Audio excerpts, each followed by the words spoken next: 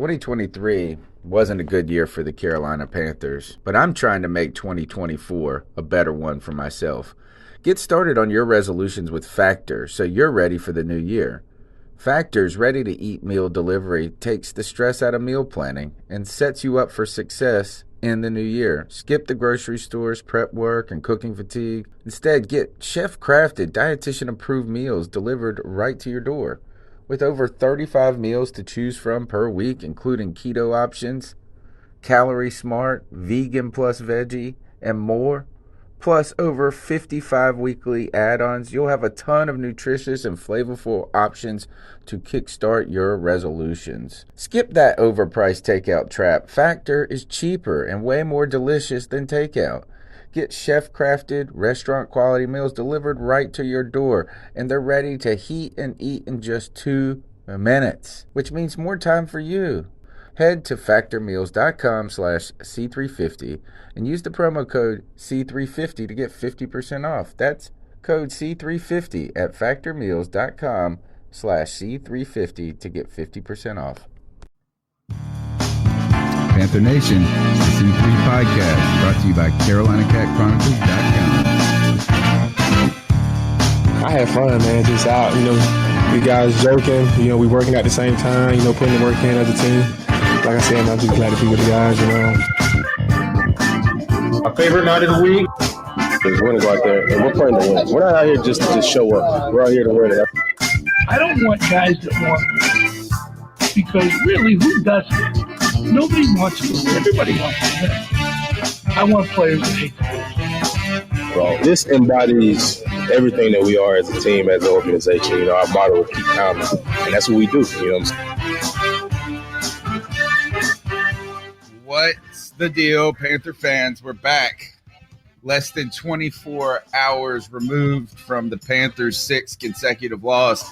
8th on the season. We fall to the New Orleans Saints 12-9 in a game where the defense scored like 33% of the points for the Panthers. We're going to be talking about that and a lot more tonight on tonight's show is Not Better and actually much worse.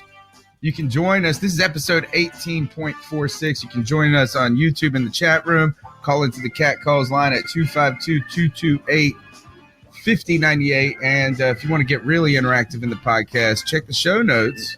There's a Shindig app. Can you dig it? Come and join the podcast with us. We'll be featuring your calls later on. I'm here with Cody Lashney. Cody, a few hours removed from the game. How you feeling today? I'm feeling okay, Tony. At this point in the season, you kind of just have to reconcile what the season is.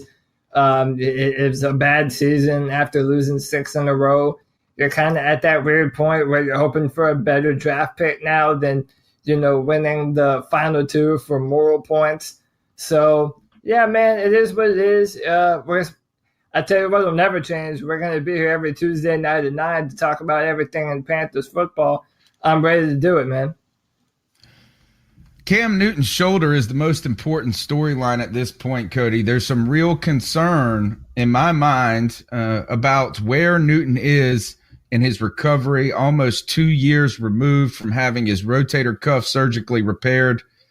And as the Panthers continue to lose, Ron Rivera keeps having to face the media, and it looks more and more like each time he does that, he may be facing the music.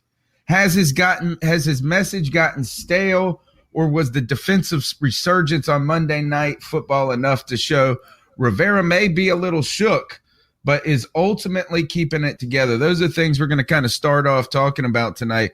Cody, I've got a poll on the Facebook stream right now because they allow you to do that. And are you concerned about Cam's long-term shoulder health?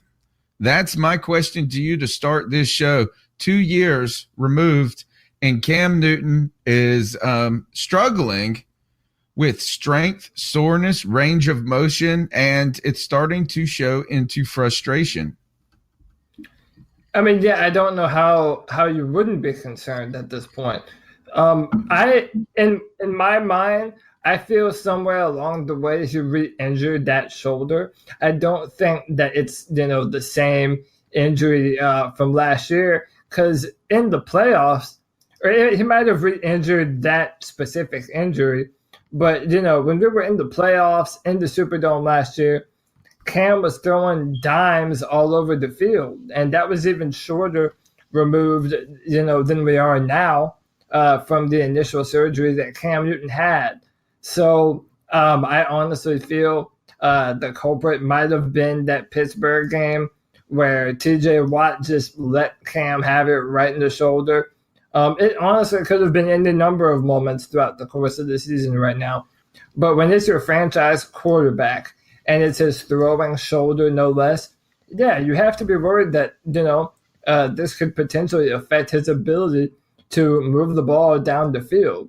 And as an offense, if your starting quarterback can't push the football, it limits what you do on offense, and the defense is able to plan around that. So at this point in time, yeah, it's definitely worrisome. This is starting to wear on Cam Newton. Cody, go ahead and cue up Cam Newton clip number 1 from his press conference. I was watching the press conference after our show last night, after the live post-game show, where we're talking about these things right where they're talking about them. And this was one of the saddest, most unsettling moments for me as a Cam Newton fan, is to see him mentally hurt. I think the pain is mental at this point. Let's go ahead and cue up Cam Newton after the game last night. How ready are you, Cam? How ready are you for that not to be your regimen anymore? For you to get your shoulder right, and you can practice, and you can.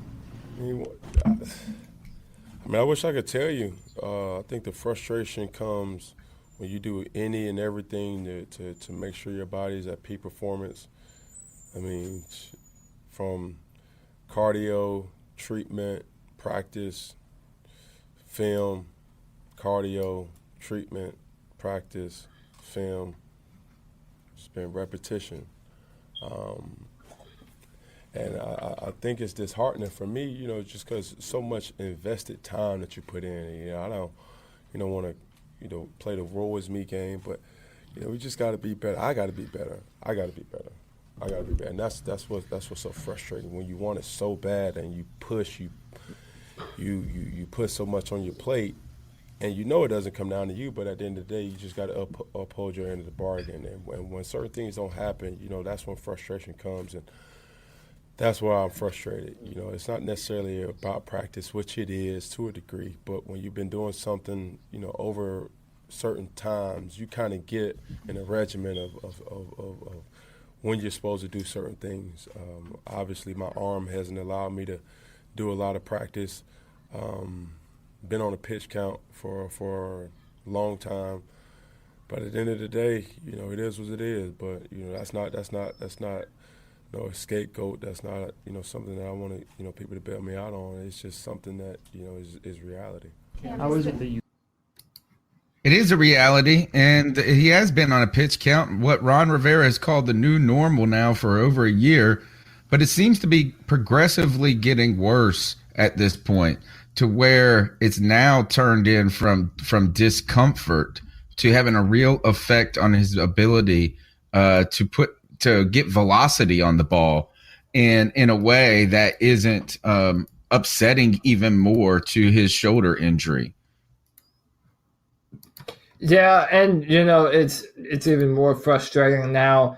Ron Rivera held a press conference today where he basically came out and said that he believes that going into this game against Atlanta, that Cam Newton gives us the best chance to win the football game. And We've been calling for Ron Rivera's head for a long time now, but one of the things, and you can, account for this, and I've always said this, is that I don't dislike Ron Rivera. I think that he's done good things for the team, and as a head coach, he's done good things here in Charlotte. But man, this is a tough one. If he's going to absolutely insist on playing Cam Newton in this condition for a pointless football game, that basically has no meaning, and you're going to continue to put Cam Newton out there and put him in harm's way. We're some of Cam Newton's biggest fans, And the fact that we don't want him out there is a testament to how injured he is. I mean, Cam Newton had a moment of honesty last night with the media and with the fans about the nature of the injury that he's been going through and what he's been doing to try and remedy that. And, man, listen, you see the heartbreak. I mean, that man wants to win for this football team, for the fans. I mean, he wants to give his all. But the fact that he's not able to do that and he's playing hurt and Ron Rivera just seems to not care, it kind of makes you think, does Ron Rivera even care about Cam Newton, the person, and does he just worry about his job at this point? Holy cow, we just had a takeover. You're listening to the C3 Panthers podcast. Yeah, it is unsettling. Cody, let's go ahead and cue up Cam Newton again at the podium, talking more about how difficult this has been for him. Sir, How is it that you get off of that pitch count? I don't know. You walk in here twice a week, you know we're going to ask you questions about your shoulder. Right now you just said it's all right, but you've also admitted before that it's not all right. Can you help us explain what it feels like after a game? I mean, for people who labrum, rotator cuff,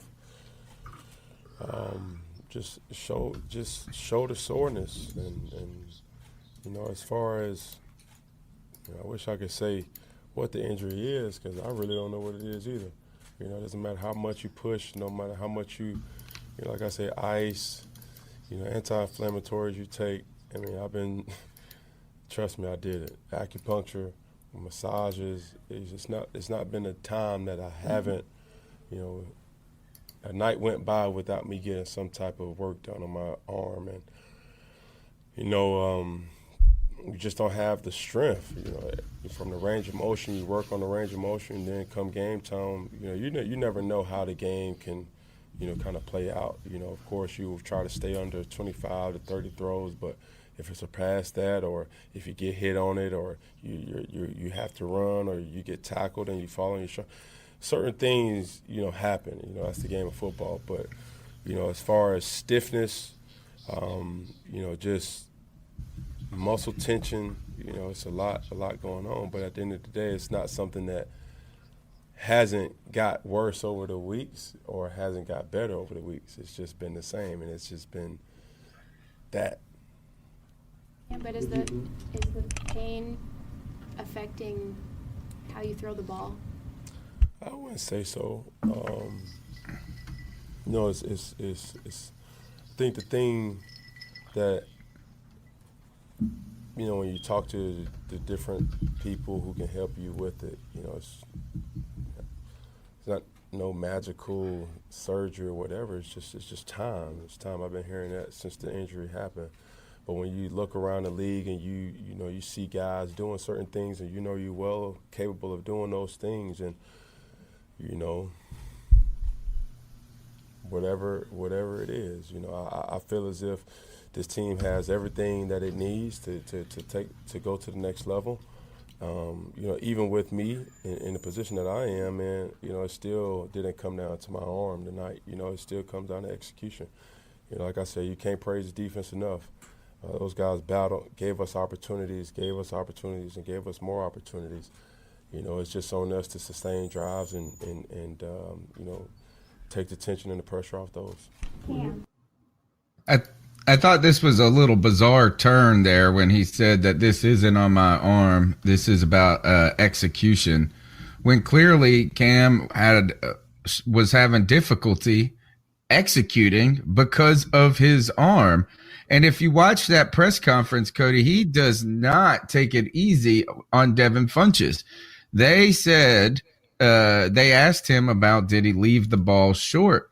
And he said, I just tried to give a guy a chance to make a play. He didn't say that. He said, well, it could have kind of been. He did not back off from it. So, you know, you're hearing Cam Newton. I feel like that is frustration that is bubbling and seeping through at this point. You heard that it's difficult for him. He's doing all of this long rehab process, and he's not seeing the gains that he had hoped to have seen. And you heard him say that it's not getting worse It's not getting better. It's not getting worse. It's staying the same. But I argue that it is getting worse. We can see that it's getting worse throughout the season through fatigue. The fact that he's worried about cresting 30 passes in a game. And what's really getting worse for us is that if Cam Newton continues to play and this does continue to be, and this turns into a long-term problem, Cody, things could get much worse for Carolina. Yeah, and to be honest, and if I'm being 100% fair, Cam Newton's kind of all over the place in this interview. I feel that he's torn between a place of not wanting to put all the blame on his shoulder as an excuse of saying, oh, well, we didn't win because of my shoulder. But at the same time, trying to be honest and tell people that, I mean, he's not feeling well in his throwing arm and shoulder. And I mean, we're talking about a quarterback that had one of the most beautiful deep ball passes in the NFL. And last night, he had one pass that went over 15 yards. I mean, there's a clear problem in Cam Newton and his health and his ability to play his best football. And I feel the frustration of the man. I mean, he knows what he's been capable of doing in the past. And the fact that he just can't do it now, man, I honestly, I cannot even imagine what he must feel like. Like I said, he's a little bit all over the place. But you're right. The shoulder has gotten progressively worse as we've moved through the NFL season. And, I mean, I can't imagine it'll be better by this Sunday or next Sunday. And that's why, in my mind and in the mind of a lot of Panther fans, it's the right thing to do, not only for the man himself, but for the future of the Carolina Panthers organization, to sit Cam Newton and do what's right by him and the team. I agree that it is this is now we're worried about the long-term health of the organization. And the moment that you have a quarterback, has the chops to get you to the promised land, you have to, a lot of things have to go right in that process. You have to put together a team that can complement him. You have to kind of catch lightning in a bottle. You have to win those close games. And that generally doesn't happen unless you have a rock at quarterback. And the unknown of not having Cam Newton in the future is so unsettling that this becomes problematic. And I think we'll turn to what Lee Trotter's saying in the chat room. He said, sit Cam and let him rest and get ready for next season. But if Rivera plays him on Sunday, he should be fired on the spot. So let's go now to turn to the conversation of how Ron Rivera is handling this and Cam Newton's injury.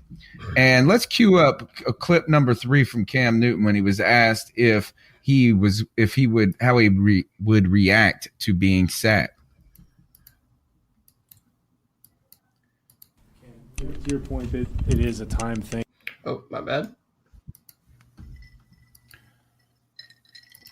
Here we go. Cam Newton on whether he should be sat. To your point that it is a time thing, would you consider sitting? Would you consider not playing? That's not on me, to be honest with you. My job is to do the things that I can control. And, for me at this particular point in time, I don't have an answer for you. I know, just to make it public, that I've tried and done everything. And I think the frustration, like I said before, comes when no matter what you do, you can rub magic dust on it. You can, go to this person, go to that person, have the, placebo things done where you think certain things are what they are. But then you just come out and, it's still the same. Like I say, over the past couple of weeks, nothing has really pretty much changed. It's been the same way. So, Ron came to you and said, we want to sit you the last 2 weeks. Your response? I guess we have to have that conversation. If we had that conversation, I'm not looking forward to that conversation. So to me, look, Cam Newton is clearly, like you said, straddling the line, Cody, between wanting to admit that he's injured and wanting to show that he is willing to lay it all on the line for a team. I felt like that was reserved enough of a response. Like, I would be saddened that happened, but I know it could be a reality moment.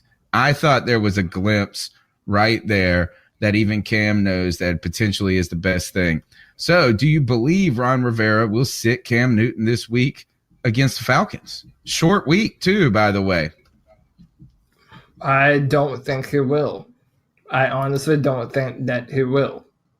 I mean, his words say as much. I have no reason to not believe Ron Rivera. He said so today. If his arm got to the point where, he's just not being able, which, I mean, let's face it, he is at that point. I mean, he's not practicing. And this is what baffles me. I don't understand, how you say that Cam Newton gives you your best chance to win the football game. I mean, if that's true, you have absolutely no faith in Taylor Heineke as your backup quarterback, which, of course, you want Cam Newton over Taylor, but you have to be able to know that the next man up is capable of going in there at any moment.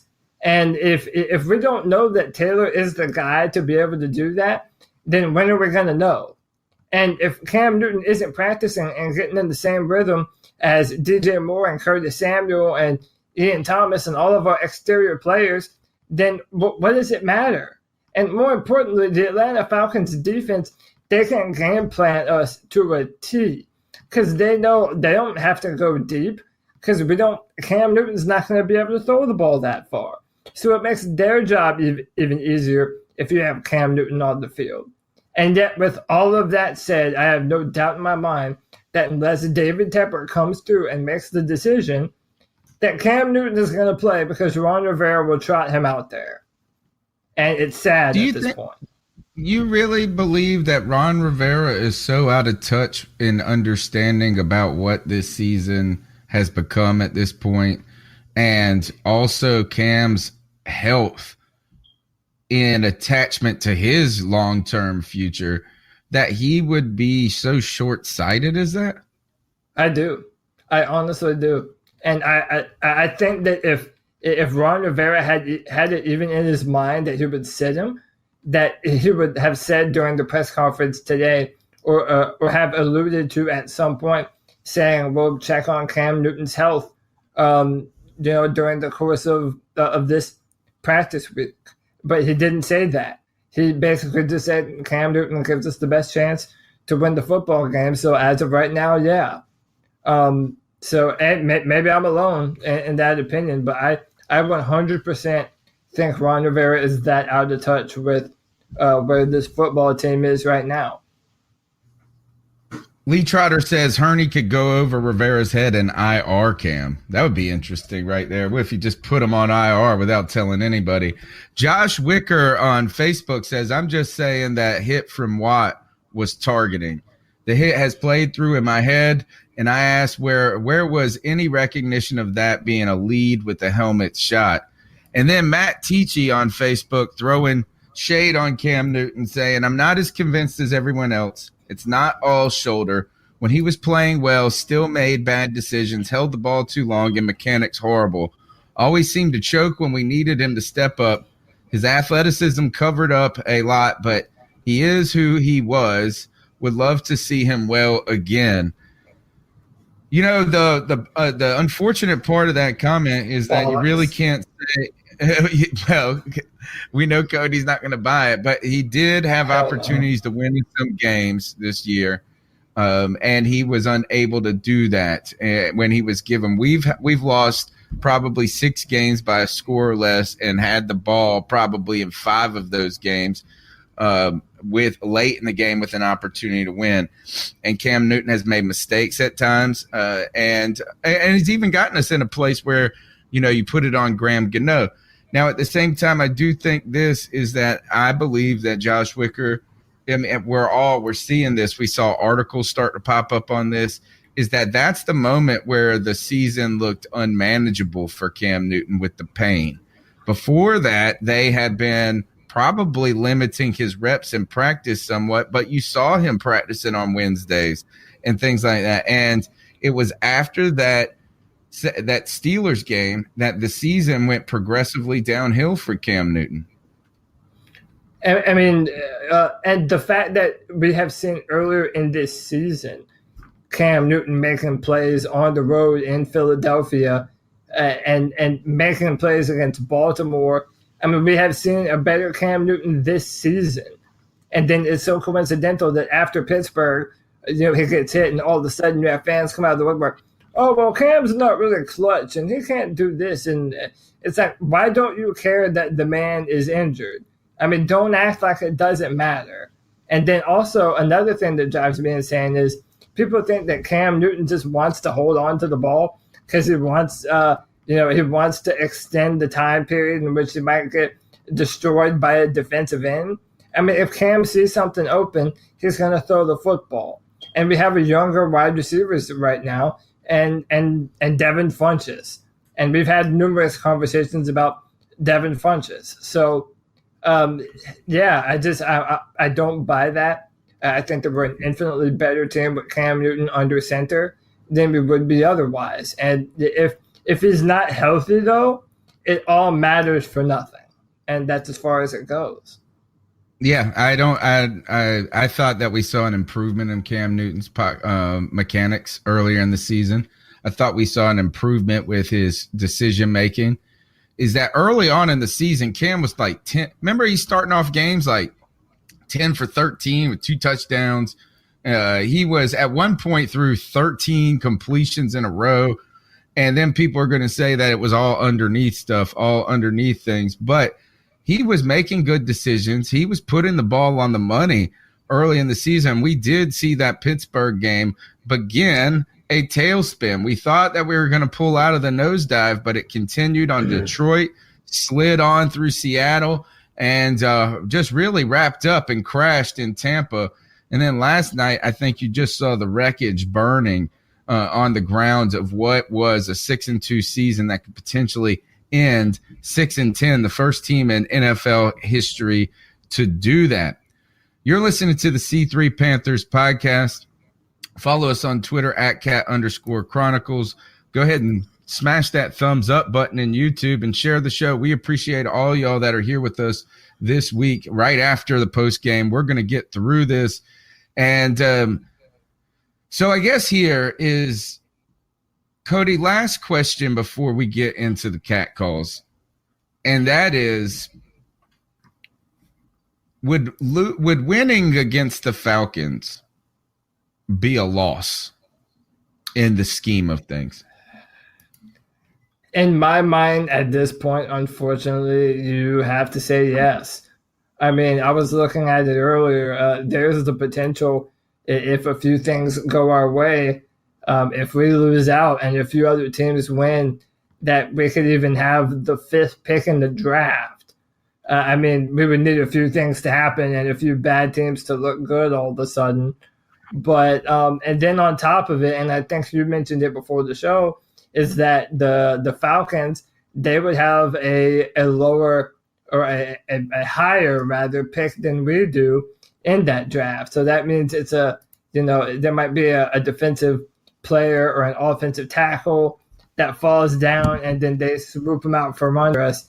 I mean, ultimately, I'm not too worried about that. I think no matter what number you pick in the draft, you can find some quality talent that's going to be able to come onto your team and really improve who you are pretty much instantly if you do the due diligence and scouting the players. But at this point, I mean, now it feels 100% like 2016. I mean, it really feels that way, where I remember that last game in 2016 against Tampa, and I was like, I didn't want to win. I wanted the better draft pick. And by the way, that pick turned into Christian McCaffrey. So at this point, I'm never going to cheer against my Carolina Panthers. But winning at this point, when we have no chance of being in the playoffs, I don't care if ESPN says 1%. It's a negative 5,000% that the Panthers made the playoffs at this point in time. I want a high quality draft pick for us to work with. You know, you're talking about, I saw somebody said we're projected maybe to be 8th, right where we're at, like you're saying in 2016, where you get a Christian McCaffrey level player. You know, a top 10 player really could help the Panthers. And then there's the opportunity, too, is that there are teams that could be moving and shaking. And to move back and maybe get 2 players in the first round would be a big deal, because the Panthers need guys that are going to be hits. And we've had too many draft busts in the last 5 or 6 years, where we need a draft like we had last year. Really, last year, I would say, or the last 2 years.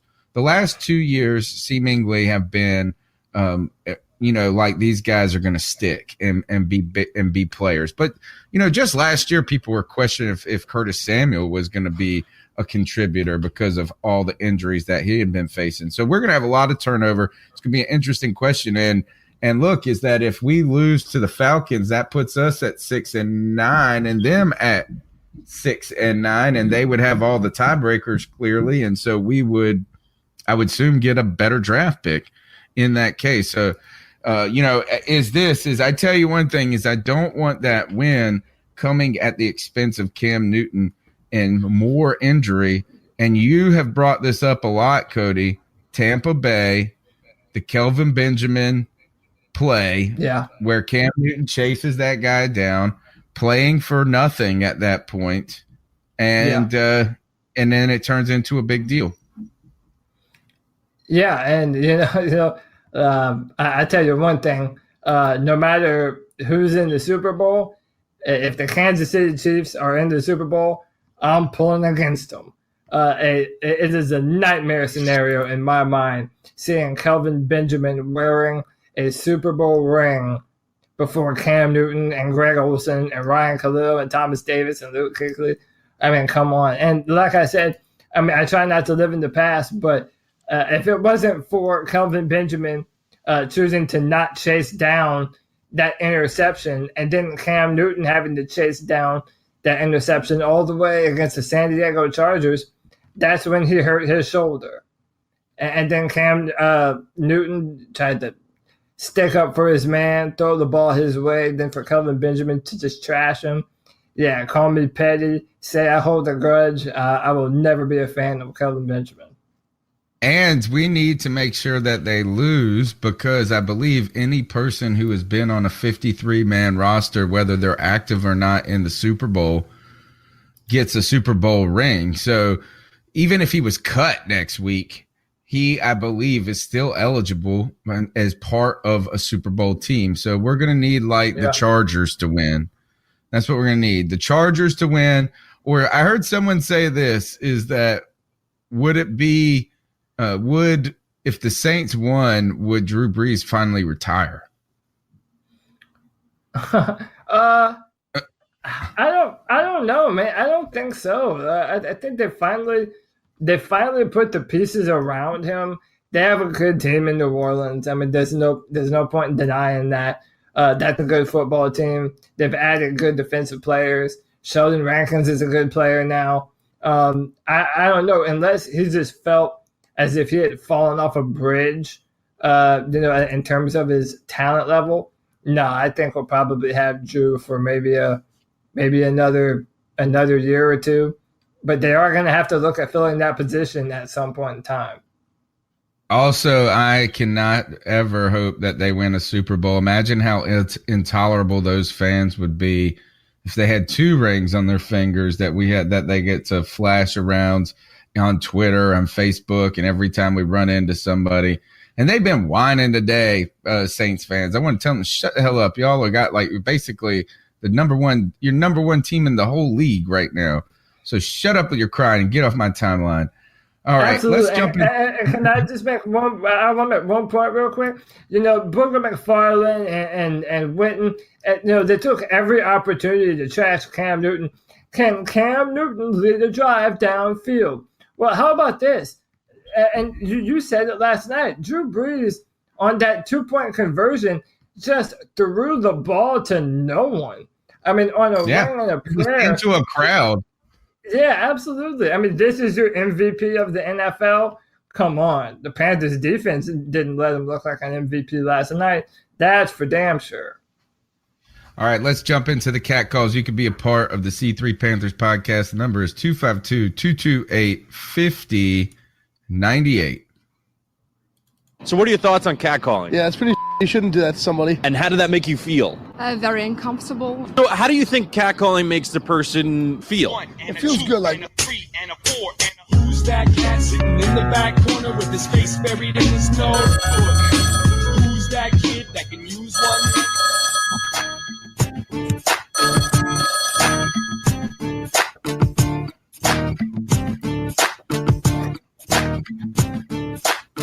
I think this year and this upcoming year's draft, we need to focus on primarily getting a good wide receiver and then late second, third round, try to go after offensive linemen. Also, just need to focus on sitting camp for the rest of the year and honestly trying to get a good draft pick. Hey, C3. Hey, Panther Nation. It's Nova Black. It's Nova Black. Early Tuesday morning, and I just wanted to share my thoughts from the game last night. Our playoff hopes are gone. You know, it's a disappointing loss. 6 in a row, you know, at home to the Saints. You know, the defense played lights out, best game of the season. But the offense was absolutely impotent. Yeah. And ain't had no fire, no gas at home. I like that word, clearly, impotent. Obviously, Cam ain't playing up to his potential. He's obviously hurting. But even though it ain't no playoff hopes or whatever, I think our guys will get better and be better against the Falcons next week. But at least we got some bright sides.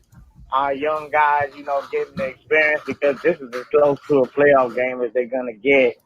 So I guess we got something bright to look forward to next season with the young talent that we have. And at least we ain't picking in the bottom of the draft no more. So that's a good thing, I guess, trying to be optimistic. Anyway, everybody keep pounding, and I hope we can get to the back end of the season and get better enough to at least beat the Falcons and maybe get a win in the Superdome, which I doubt, but hopefully we can, and that'll give our young guys something to look forward to as far as confidence coming in the next season. Anyway, guys, thank you for the podcast. Keep pounding. All right. First two calls are really turning the page on to next season, Cody. Looking ahead to the draft and I guess that's what happens when playoffs are no longer in the potential. When playoffs are no longer there, what else is there to look towards, right? Yeah. There really isn't a lot to look forward to other than the draft, which we've already kind of mentioned. Joe Riolano coming in hot, by the way. What's going on, Joe? Not too hot, but on fire. All right. Yeah, Joe, go ahead and take that. What are your thoughts on, with nothing really to play for, what do you think the mindset of this Panther football team should be going forward? Should we try and squeak out some wins and get the moral victories, or are we looking toward the draft already? I think at this point, these last two games would be a very good opportunity to evaluate some depth. And I'm not saying take all the starters out, but I am saying a good chance to see some significant actual playing time for some of your backups. And then you can be a little bit better prepared to go into the draft knowing where your strengths and your weaknesses are. At this point, I think that's more important than winning these last 2 games. And I think, as many people have said, I've been listening, as many people have stated, sitting Cam is the first thing we should do. Agreed. And then go Like from today. So, Yesterday. what's your point? Well, Yeah, or yesterday, yeah. really. We should have started yesterday, but today, and that way the backup can get all the reps with the ones this week. And they're good. You get a good chance to see how he's going to do when taking live bullets. I think that's an excellent point, Joey, is to not look at it as nothing to play for.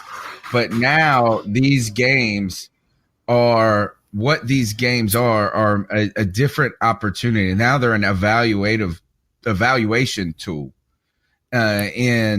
Instead of this being, something that like you're going to send these guys out there, you're going to ask them to put guys that are proven. Look, KK Short was a monster last night. He was questionable going into that game. So maybe it's time to say, all right, let's put Vernon Butler in there and go all day and see if you're worth even being on the roster in the future. So these types of things, I think that's a good point. And then you're not looking at it as there's nothing to play for. I think the sad part for me, guys, is that what we're doing is we're not surging on the back end, catching a little momentum and confidence that could be parlayed into next season. Right now, this has just been such the descent into oblivion is that it's really just been particularly demoralizing. You're listening to the C3 Panthers podcast. Let's keep pounding through with these cat calls. Hi guys, Rich here calling you from the UK. Well, last time I phoned in, it was all about coaching, and it seems like that might have been true. Anyway, let's forget about that. I think we've all discussed Ron quite a lot. Let's just take a look at the draft. I heard people talking about trading up and trading down. I don't think, as unpalatable as it could be, that we should win again. We're in a really good position on 6 wins to get a very high draft, somewhere between 12, probably around 12. I'd personally be in favour of putting that back. I reckon that the Raiders would be interested in moving up because they've blown their 2 trades that got them first rounders and they're dropping back into the 20s. Boy, really? I think if you offered Gruden a 12 and their second round to move up, and we took, say, the 22nd, if we were then picking at 22, 34, and our second rounder somewhere around the high 40s and invested a lot of linemen, we'd be doing really well. I've had a look at a lot of mock drafts, and I think it's Cody's name, Christian Wilkinson's going at around 40. There's an awful lot of defensive talent going in this draft, and I think you could get 3 linemen in the top 50 would be a certain great way to go about it. Looking at bits of the game last night, there's no interior pressure coming on Drew Brees whenever he's making the big throws. KK's grading well according to PFF, but I don't know about Poe. I love Kyle Love, obviously he's about 40 as well now. There's big holes. We should really, with doing badly and trading back, we should really consider that. It's PFF. I keep mentioning them, and I know Cody doesn't particularly like them. But trading back is really, really useful. Picking up extra draft picks, dropping your second and moving back and picking up 2 seconds. I mean, bear in mind, Taylor Moton went. We picked him up at 60-odd. Ian Thomas went at the start of the 4th. I don't think we need to look at skill position. I think between McCaffrey, Moore, Samuel and Ian Thomas were really well set. Cam needs to sit. Obviously his shoulder is a problem, even if it's unidentified. He's up there with Markel Fultz for funny shoulders at the moment. Anyway, guys, keep pounding. What you do with the podcast. And here's to better luck next season. Keep pounding. All right, thanks. That's Rich from Rich Kingston from the UK. Really, he's been coming strong lately. He sent me this great tweet talking about if you go back and look at teams who have won in the past that win 1-score games, and then look at our team and we lost. Like, it's the difference is that we could be, those plays right there. All of a sudden, you're great in the category of great teams. But he's right. Is that at this point, we're starting to see is that there are a lot of holes on this team. There's going to be a lot of turnover going forward, aging out on guys on the defensive line. I mean, Addison, Peppers, they're also. I mean, you're going to get another year out of Addison. Peppers, this has got to be his last year, and it should be. You need a lot of offensive linemen too, a center, a left tackle, and probably another guard. And I do think that piling up some high draft picks and sacrificing maybe some of the later ones to do that, and getting a couple of guys like Will Hernandez, who was picked at 34 by the Giants this past year, and really bulk up that line in a quickness. Do you remember, guys, when Dallas was struggling for so long, and then when Jerry Jones was just like ruining everything, and then finally his son just said, we're drafting all offensive linemen for like the next 5 years. Yeah. By the We way, just that's need what to I'm, do that. yeah, that's what I'm pounding the table to do. And but listen, it's not a bad idea to trade back, but honestly, it depends on what position you're in the draft. So, for example, if you're sitting there, let's just say you're 6 or 7, and Jonah Williams, left tackle from Alabama, just so happens to fall in your lap, I mean, are you still looking to trade back at that point? I mean, I understand that, when you have so many different needs on a football team and so many free agents coming up, that you want to accrue a bunch of young guys. And I'm not opposed to the idea, but every once in a while, a player just falls in your lap that just fits what you need so bad, And depending on where we're drafting, it's very foreseeable that we could be in a scenario like that. So it's all situational. It just depends on, what position we're in, who falls to us. And also, as a drafter, as a general manager, we talked with Dan Hartman about what all the different things a general manager has to do.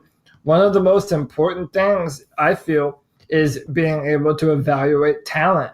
And you should be able to pick up talented football players in all rounds of the draft. But as of this moment, I would love some top-tier offensive line picks.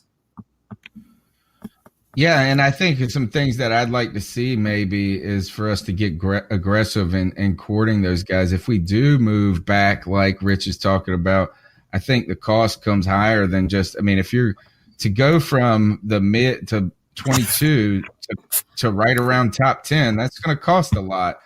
I'd like to see us then get like a 4th round pick as well or something like that, and then start coupling those picks, those later round picks where you're trying to hit these long shots, and just move up and get like 2 guards and a defensive tackle and a left tackle, and just load up a little bit. But one of the things that you're going to have to do is you're going to have to be very targeted in how you're approaching this through a combination of free agency and the NFL draft, because there are a lot of difficult positions to fill. These are not easy positions to transition to in the NFL. Defensive end is one of the slowest positions for guys to grow into. Left tackle, these guys get murdered their rookie season. So you're going to have to really play this carefully in the end to make it happen. All right, the number's 252-228-5098. You're listening to the C3 Panthers podcast. What's up, C3? It's Jeremy Clancy out of Newport, NC. Sorry to get to join in on last night's call. Be up early and travel to Raleigh this morning. And of course, I had my usual Miller Lights, but sit through that game, which is a pretty good game. But looking at next year, I wanted to get you guys' thoughts on it. I was thinking next year was going to be a good year, and then you guys kind of shot a hole in that listening to you. And I realized we got a lot of people leaving, but with all those people leaving, is that going to open up a good deal of cap space? And hopefully with our new GM, multi-billionaires looking to throw money into the facilities, I can only imagine he's going to upgrade the training and the nutrition program. Great city to live in. Maybe we can get some decent name players to sign with us and try to go get that championship. So I get your thoughts on that. or do you think we're going to be stuck trying to rebuild through the draft for a couple of years? All right, guys, love the show. Keep on. Cody, you take that. No, I don't think it'll be a couple of years of a rebuild. I still think that we do have good players on the team. It just, listen, man, and I feel like a broken record sometimes, but one good draft can change the entire outlook of a football team. I mean, I bring up the Saints, but the Cowboys have done it. The Jacksonville Jaguars have done it with a few good drafts. It all just depends on bringing in talent. But one of the things that we haven't talked about, which we're going to be talking about even sooner, is free agency.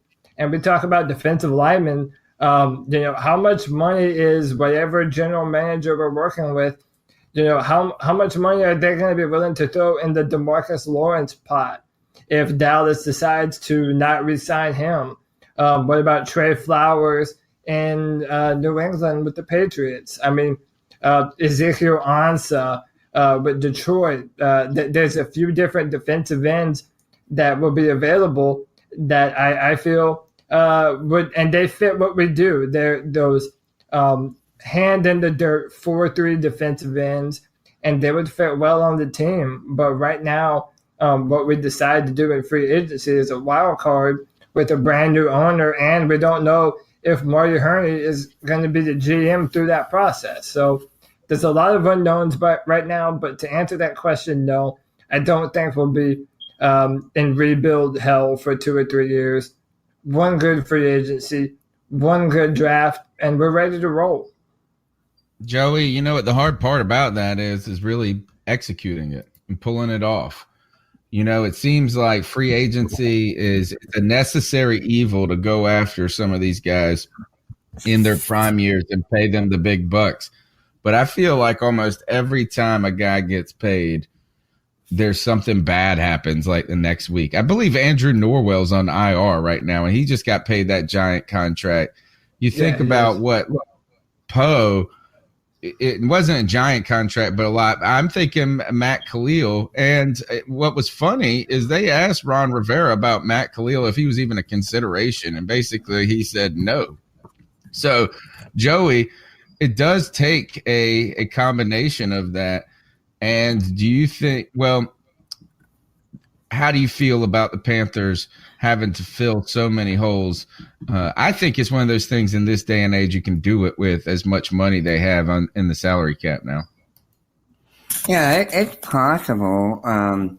This is where your scouting and your evaluation really matters. You have to, I think, Tony, earlier you mentioned rookies coming in at playing positions where it's hard to make the transition from college to the pros.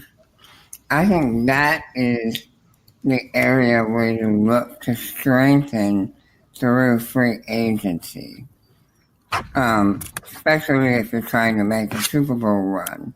So that way you don't have that waiting period, that adjustment period. And we're talking about left tackle, but I saw someone propose the idea our right tackle will be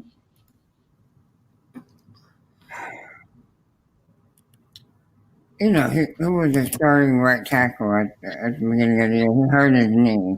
Darrell Williams. Williams will be the right tackle, and then Moten will move over to left tackle.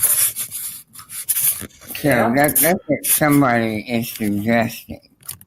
Well, Joey, let me ask you this.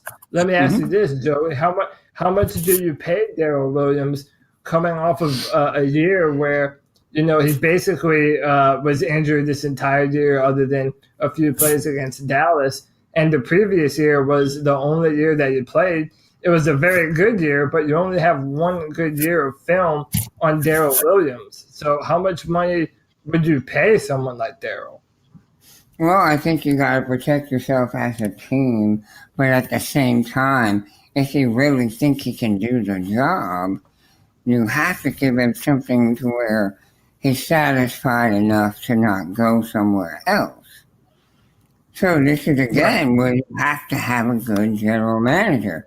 But I think the best thing we could do for both parties would be to sign him for some good money, but only on a 1-year deal. Give him a play it or earn it contract. You do well this year, we'll sign you long term. That kind of deal. I also think that there is an opportunity. I mean, if you can't cut Matt Khalil till after June 1st, and it save you any money.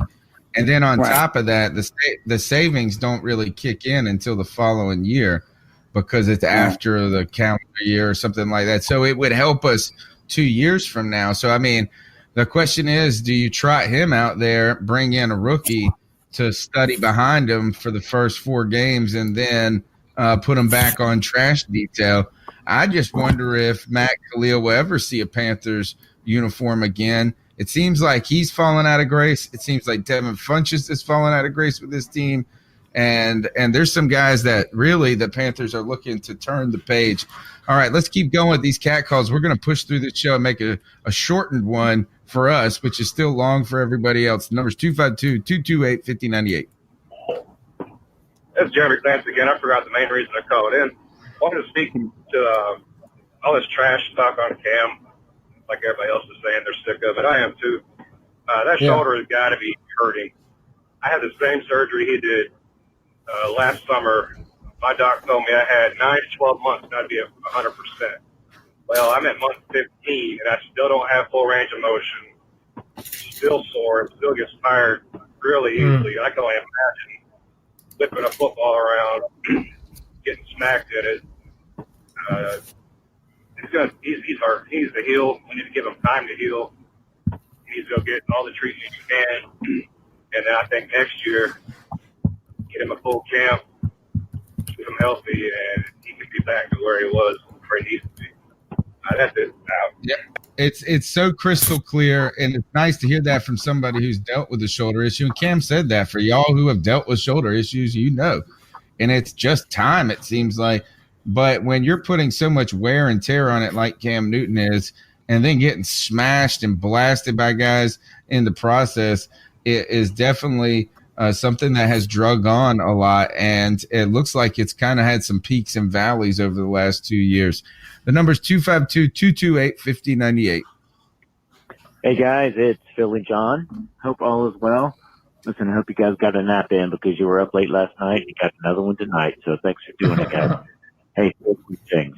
Listen, I live in Philly, unfortunately, and the only thing I had going for it was they sucked as bad as we sucked until last night.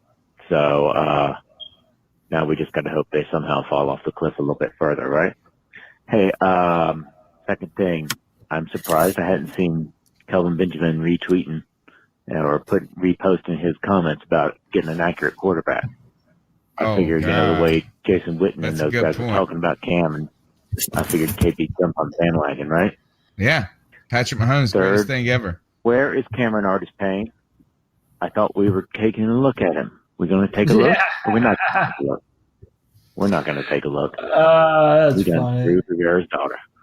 Okay, and the last one, you guys got me thinking. This one's actually kind of serious. So you guys got me thinking about the GM and coaching thing, and maybe going for the one more year of Ron and Marty. And then you were also talking about how many people we need, how many people are leaving. We need, we have holes to fill all over the place. I think that's why we got to go ahead and make the move now. You don't want to bring in a GM 1 year into the rebuild, right? You want the GM to come in and the coach to come in and put their mark on the organization, not have somebody start it with 1 year and then you got to pick up where they left off.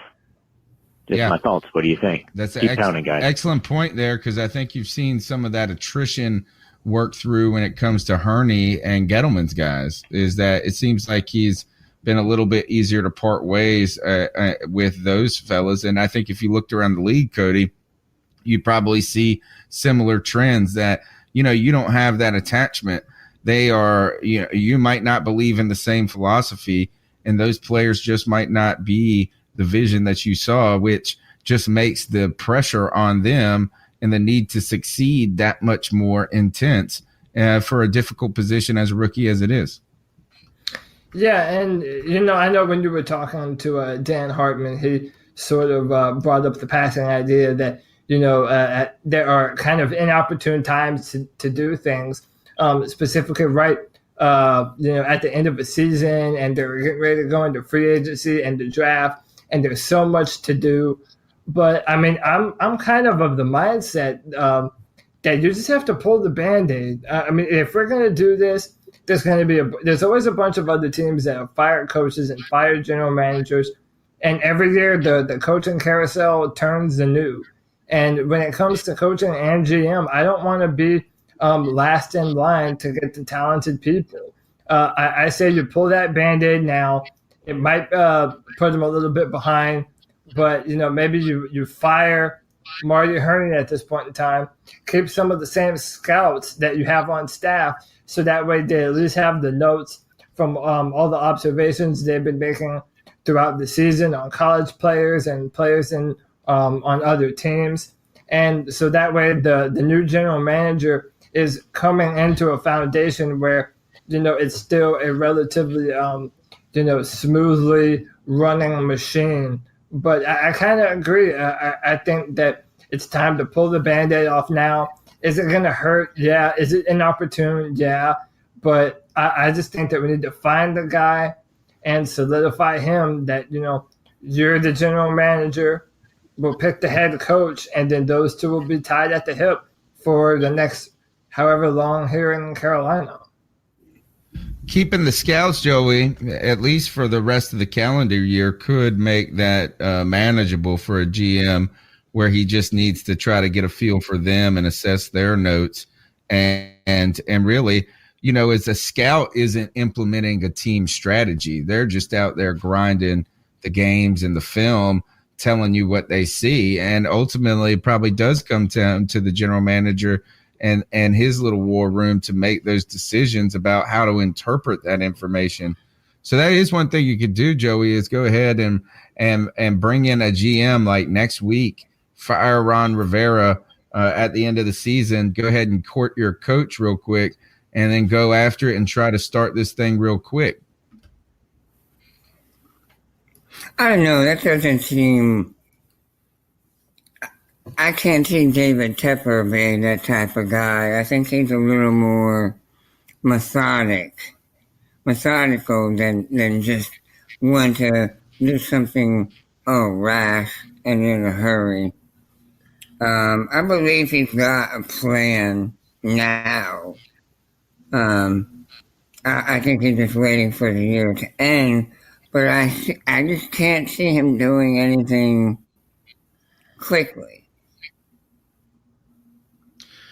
Well, I mean, but at some point, yeah, I mean, like you are limited to the time that is allowed. And I mean, and you're right, is that this is a difficult thing, is how to pull the trigger, when to pull the trigger. And then does the guy that you go and hire have the connections throughout the NFL world and the collegiate world to then pull off the next moves, which is get the head coach, then that coach, does he have the connections to put together a strong staff? And generally, that's what a lot of this comes down to, is that when you look at a general manager's role or a head coach's role, and this goes down to the head coach at the collegiate level, what's most important is how they put together a staff, it seems like. And that seems like they can maximize so much of what they get out of a team. And you see this in the college arena, is that you see coaches that really get some great assistant coaches, and they're able to ride that wave. The question is, can you do all of that at once so quickly? But you're right. I mean, at some point, it's always going to be like that. Like Cody said, you just got to rip the Band-Aid off, maybe. I don't know. I'm kind of at the point where I am slightly scared of change, because, we've had significant, we've been relevant under Ron Rivera and Cam Newton. But at the same time, you also don't want to be paralyzed by that fear of change. Let's keep going through with these cat calls. Next call. Hi, what's up? What's up, C3? It's called What's D. up, Tony, Cody, and Joey? What is going on? Yes, it's called D. I am back again today. Welcome, sir. Second day in a row we're calling. First off, I'd like to give an apology to my man Josh from Math. Josh, I did not know that was the Josh that was the guest. I didn't hear. I didn't have a sound on when you was introduced. So I was bored when you were talking about Harbaugh. Boy, He was fired up. Who is this? Who is this guy? But my bad, Josh. My apologies. I ain't know that was my buddy Josh from Mass. That was the guest. I wouldn't have yelled at you like that, Josh. Anyway, sorry about that.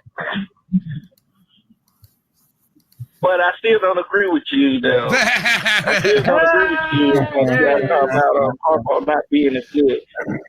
College coach that is a good pro coach.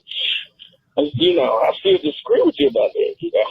But anyway, Tony, I listened to the Cam interview today. And,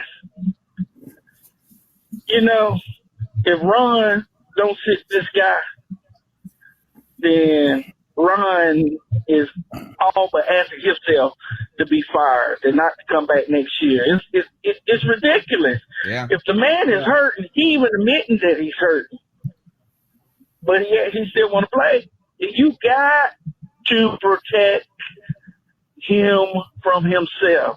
Cam is the franchise of this team. Let's not get it twisted. Cam is. Thank you, Carl D. Thank you. The heart and soul of the Carolina Panthers. And if he's not healthy, we don't win. Period. Point blank. End of discussion. And Cody, I'm not going to argue with you tonight, Cody. We're going to have a little disagreements about the offensive line and Cam, and if Cam messed up and you blame the offensive line. Not tonight. But right. That's what he was about to say. Not tonight. But I do have to give you this, Cody. If you think about our offensive line, I think the only thing we really need on the offensive line is the left tackle. Now, I was a Moten fan last year when everybody. Okay, all right, guys, I'm back. He got cut off. I was a big Moten fan when we drafted him last year because I watched them in college and stuff. And a lot of fans was like, oh, that's a Gettleman pick, blah, blah, blah. He must not be doing that because of this. Because if he can't beat out there Williams, well, and I tried to explain to people, you know, last season, a lot of fans, I said, look, no one in their right mind seen Darrell Williams' Pro Bowl type of season coming from Darrell Williams last year. That was like the equivalent of when the Chargers drafted Phillip Rivers at number 1 because they didn't think Drew Brees was their guy. And Brees had that phenomenal season during Phillip Rivers' rookie year that no one saw coming. So, I mean, you know, I was trying to tell people, Moten's going to be the man, and look what he's done. But Moten is best. He did, even though he did good that first game at Dallas, I think Moten is the future for as a right tackle for us. He's better served as right tackle because that's the position he mastered in college, and he looks like he's mastered it so far in the NFL. So yeah, it's Moten right there. We do need a left tackle. We had a chance to get it last year, but of course, Ernie decided to go wide receiver. I say if we're going to get an offensive line, we're going to draft the offensive lineman, let's go left tackle. We had a chance to get our future center last year and Mr. Price. we could have got him in the second round because that injury scared teams off. And just think of giving Price a rest and behind Khalil, just how good he will be as the new anchor for our team. Disappointed me, Marty. But anyway,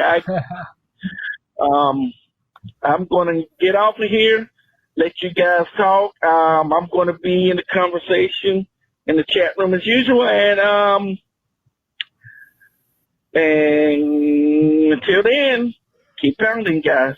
All right, Carl D. I think, that was a name that you mentioned a lot last year, Cody, is how, and we talked about this, is that with that injury scare, we had an opportunity with Khalil to shelter him and protect him and bring him in slowly, and also have a player that could step in the case that Ryan Khalil was injured this year. Nicely, Ryan Khalil has not been injured. I think he may have missed like one game or a couple of snaps earlier in the season, but he's been in there. But boy, we really didn't make an effort in the last draft at all to address that offensive and defensive line problem. No, and it baffled me at the time. I didn't, I thought that you would at least try and spend, at least a third or fourth round pick to try and bring someone in to kind of bolster that offensive line up. And they didn't do it. They did bring in a lot of undrafted free agent guards and centers and things of that nature. And none of them, to my nature, have really panned out. But, Carl D and I, for once, were kind of on the same page. I would love to draft a new left tackle. It's not the sexiest position to draft, but I'm not even mad if it's a first round left tackle. I mean, especially, we're talking about Cam Newton and these injuries that, now it should be more apparent than ever to everyone that if we're not protecting our quarterback, then we're failing as a franchise.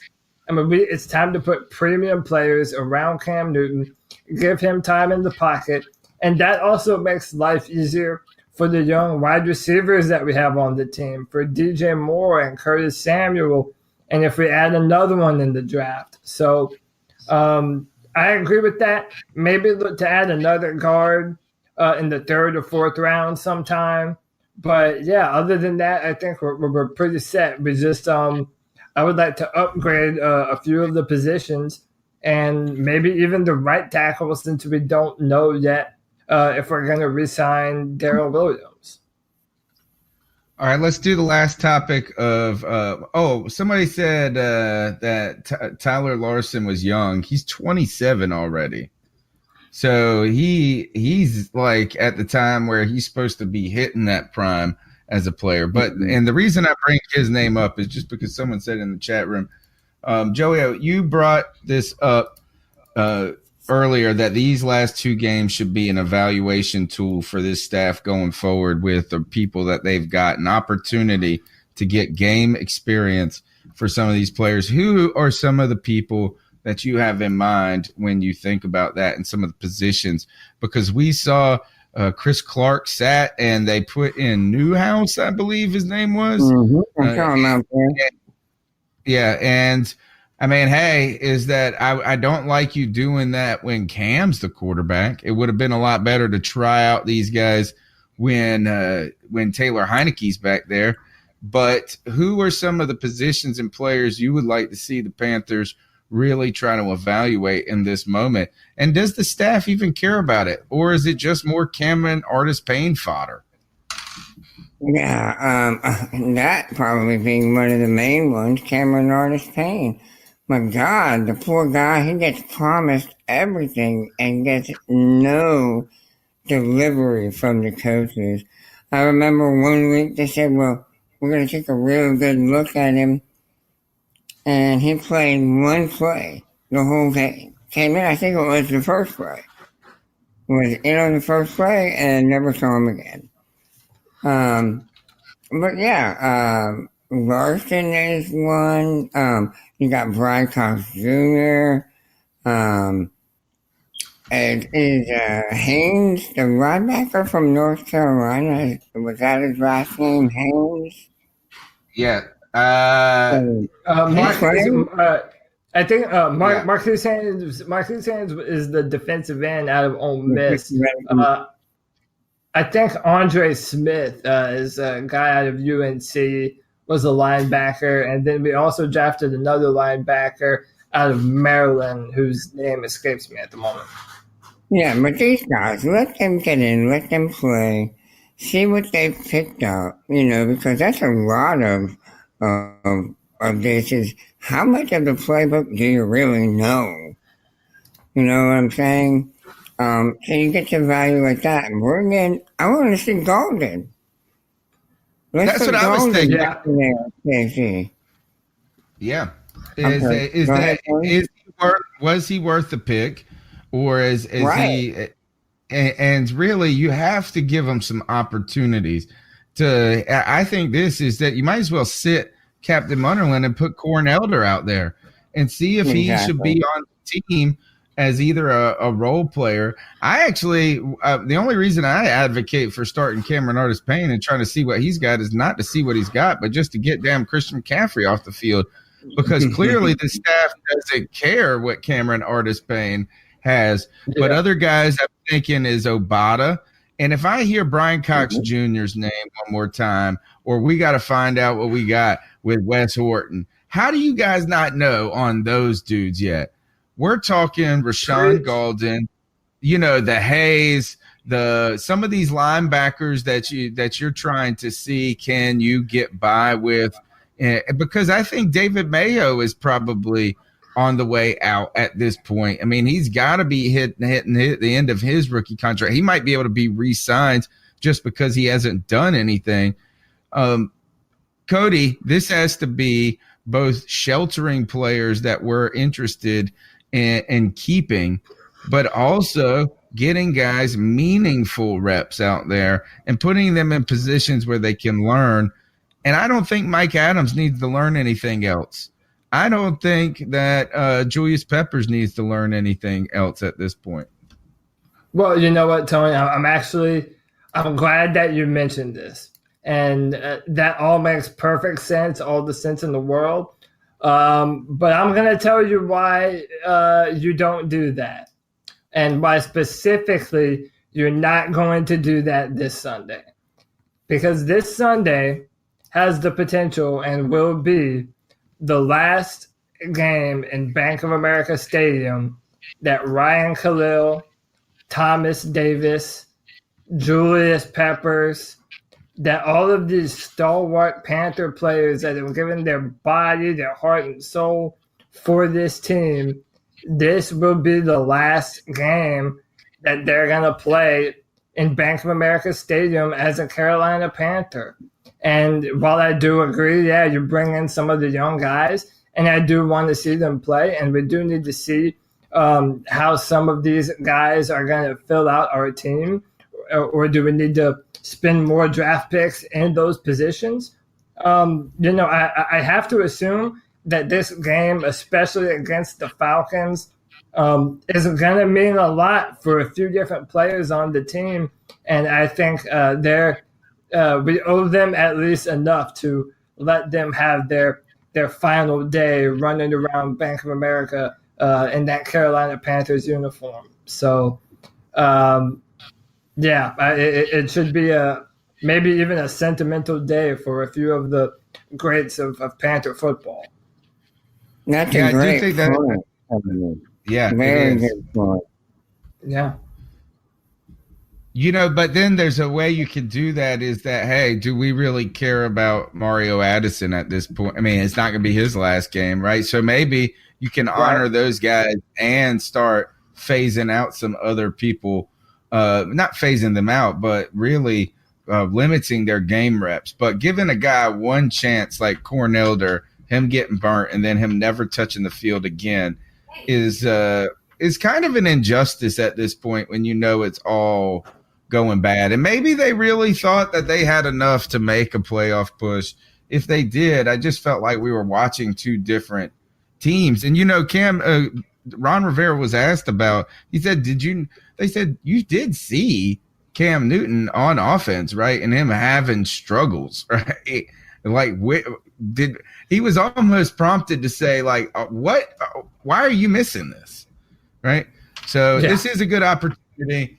All right, look, we're done with the catcalls for the night. I think we were up late last night. We're gonna have to circle back after the Falcons game and see where we're at. So I say we go ahead and close this sucker out, get our ice up picks, and kind of get our heads right and figure out now. Kind of wait. I think right now it's a waiting game to see if Ron Rivera, if Cam Newton is going to be playing on Sunday. So, Cody, I'm going to let you start with the ice up picks. Who you got for us this evening? So my ice up pick for the evening is something, it kind of made national news. So you probably already have heard about this or maybe even seen it. But I do want to add another kind of spin and twist on this.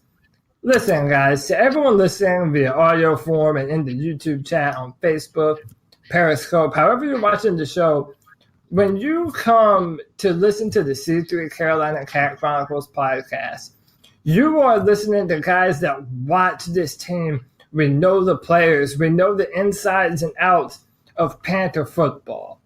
And that's why more and more people are starting to watch shows like this and listen to shows like this instead of listening to the old tired personalities on ESPN.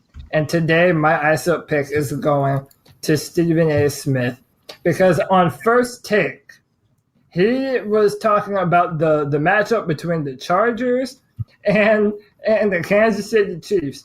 And not only did he say he was excited to see what two players would do who have not played all season because they've been on IR, but I want you to look at Teddy Bruschi's face right in the middle as Stephen A. Smith is saying this, and just look at how dumbfounded he is on how Stephen A. Smith could be so wrong, so bad 2 times in a row.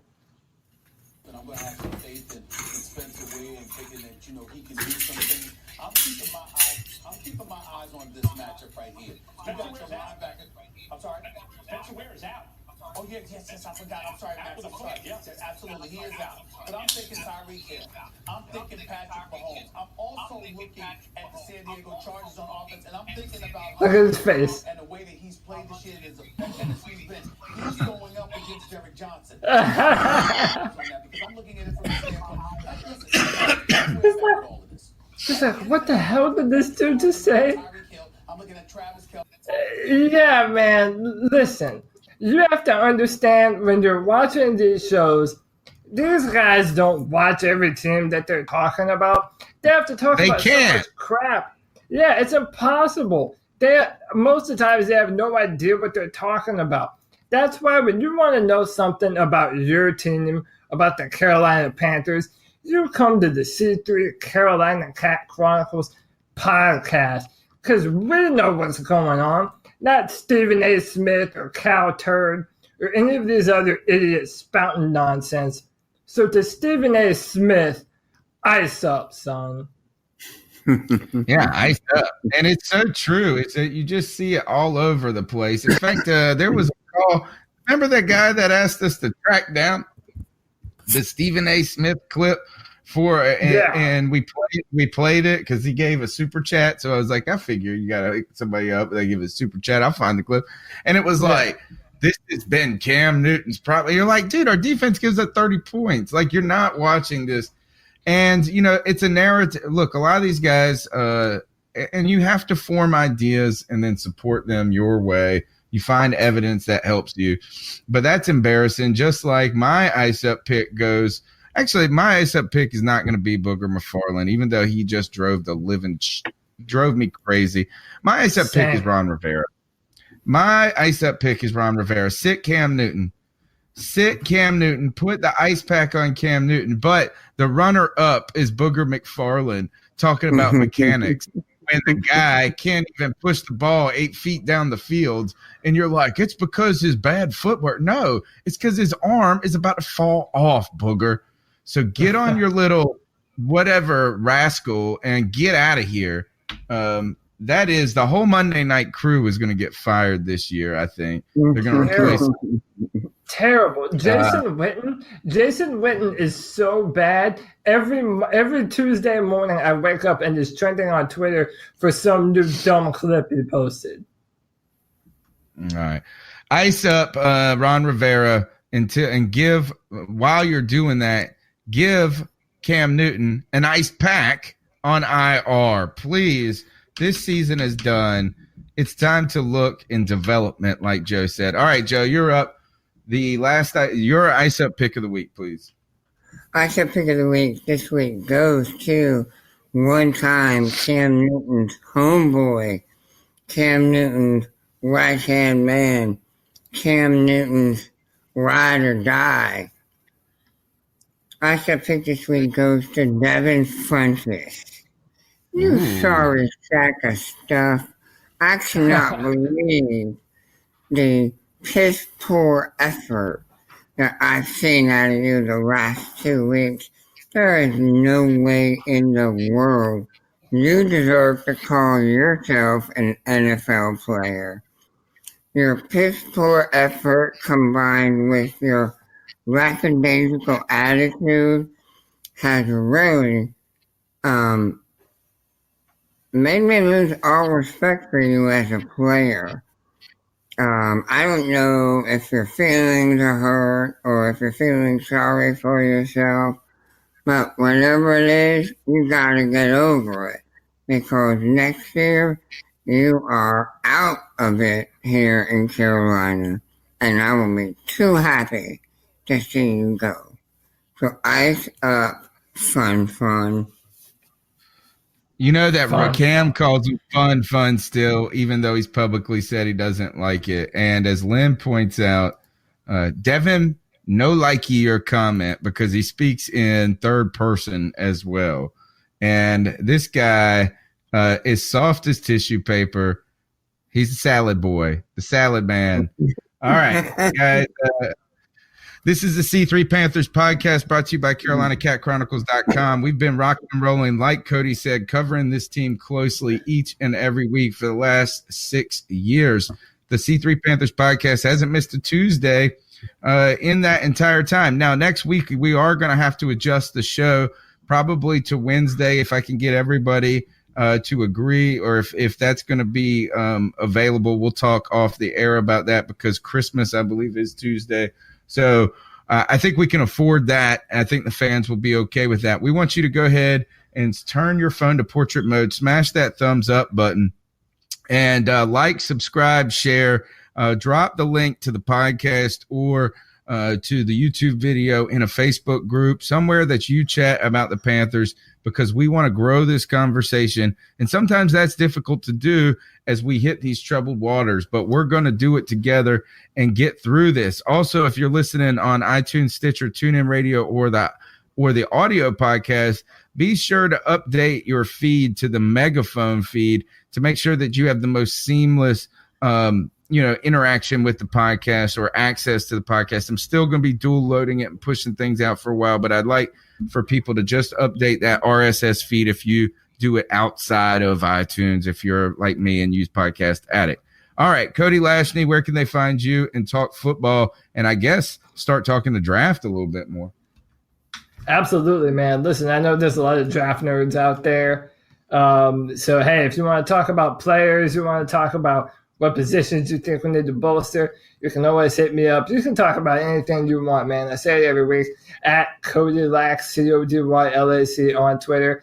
I just recently became the new Panthers analyst at drafttech.com. So every other Tuesday, there's going to be a brand new mock draft coming out. As Tony said, this Tuesday is Christmas, so it'll probably be moved back just a little bit. But keep on the lookout. I'll post it on my Twitter. Tell me what you think of the players that are being drafted. Am I doing a good job, bad job? You let me know. But like I said, man, you can talk to me about whatever. I try and respond to everyone. And that's it for me, man. We're gonna have to integrate a little segment every other week where we just highlight what happened in that mock draft and any patterns or changes that you just see, early movement and things like that. All right, Joey, where can they find you until the next show? If you want to talk football or baseball or Clemson football, you got to find me on Twitter at Joe Riolano.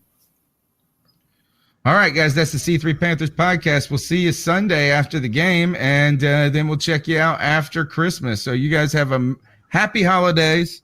Merry Christmas to you two guys. I'm going to talk to you plenty in between that, but I want to take this moment to thank everybody listening and to please wish you a safe, merry, and a Merry Christmas. And I hope you get to spend some time with your family because that's what I plan on doing. All right, that's been a good show.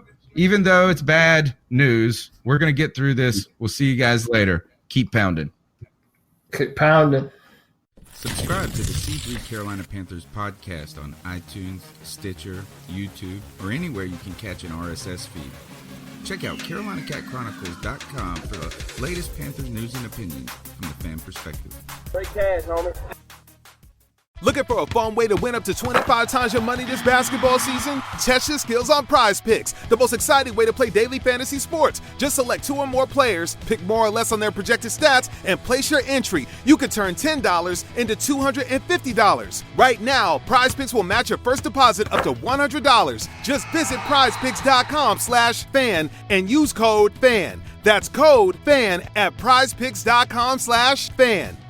Must be present in certain states. Visit prizepicks.com for restrictions and details.